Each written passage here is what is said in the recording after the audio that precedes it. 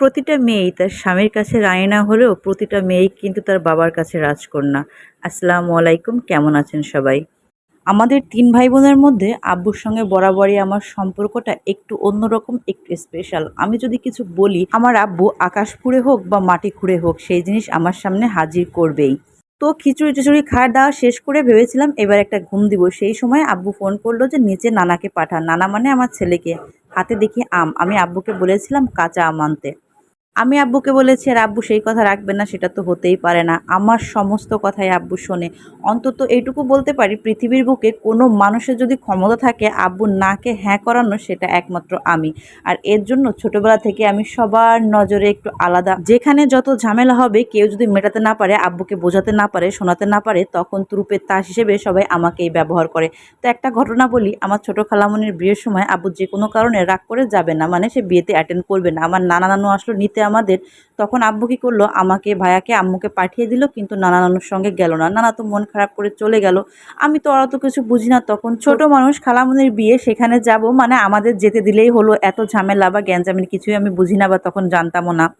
তো খুশিতে খুশিতে লাফাতে লাফাতে নানা নানুর সঙ্গে চলে গেলাম মামা বাড়ি। তারপরের দিন আমার নানা আমার নোয়া মামাকে ডেকে বলল, তুই যা, তুই যে ফরিদকে নিয়ে আয়, মানে আমার আব্বুর নাম ফরিদ। তখন মামা বলল যে আপনাদের সঙ্গে আসে নাই, আমার সঙ্গে কি আসবে, আমার কথা কি রাখবে? নানা বলল অবশ্যই রাখবে, রিমিকে সঙ্গে নিয়ে যা। আর আমাকে কাছে ডেকে ভালো করে বুঝিয়ে দিলেন, নানা ভাই তোমার বাবা একটু এভাবে এইভাবে রাগারাগি করেছে বা এই জন্য আসবে না, তোমার মামার সঙ্গে যাও আর যে করেই হোক তোমার বাবাকে নিয়ে আসবা, না নিয়ে আসবাই না, এটা হচ্ছে তোমার দায়িত্ব। তো যথারীতি আমি দায়িত্ব পালন করতে চলে গেলাম মামার সঙ্গে। নানুদের বাড়ি থেকে আবার চলে আসছে আমাদের বাড়িতে।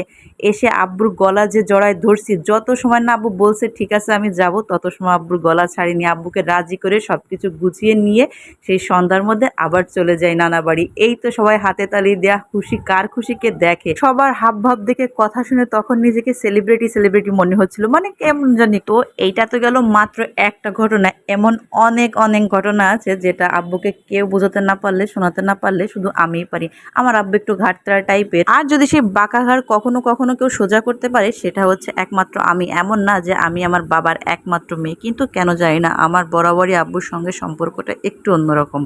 ছোটবেলায় তো এমন হতো, আম্মুর মুখে শুনেছি যে আব্বু অফিসে যাওয়ার আগে আমাকে ভাত খাইয়ে দিয়ে যেত। তারপর পুরা দিনের মধ্যে আমি ভাতই খেতাম না। আব্বু বিকালে আবার আসলে তখন খেতাম। কখনো কখনো আব্বুর আসতে রাত হয়ে যেত, আমি ঘুমিয়েও পড়তাম না খেয়ে। আব্বু এসে আমাকে তুলে খাইয়ে দিয়ে তারপরে আবার ঘুমিয়ে দিত। তো যাই হোক, এই ছিল আজকের আমার ভিডিও। আমার আব্বুর আনা আম দিয়ে কিন্তু আমি একটা আচার বানিয়েছিলাম, আর আচারের রেসিপিটা আপনাদের সঙ্গে শেয়ার করতে পারলাম না, অত্যন্ত দুঃখিত। কারণ এই আচারটা আমি বানিয়েছি লাইভে এসে, এই জন্য রেসিপিটি শেয়ার করতে পারলাম না। তো ভালো থাকবেন সবাই, আল্লাহ হাফেজ।